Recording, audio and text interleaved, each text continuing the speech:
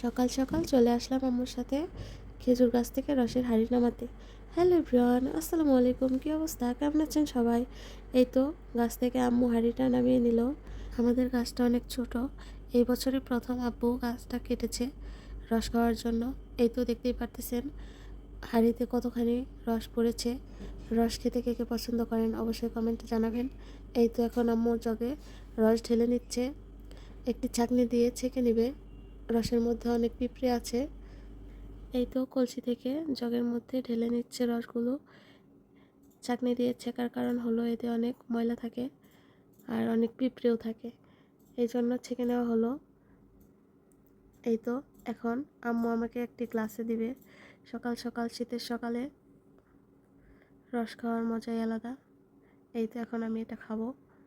অনেক ব্লগারদেরই তো দেখি ভিডিওতে এই কনকনে শীতের মধ্যে অনেক দূর দূরান্তে গিয়ে রস খাওয়ার ভিডিও করে। আমার আর দূরে কোথাও যেতে হলো না, নিচের বাড়িতেই বানিয়ে নিলাম রসের ভিডিও। আল্লাহ হাফেজ।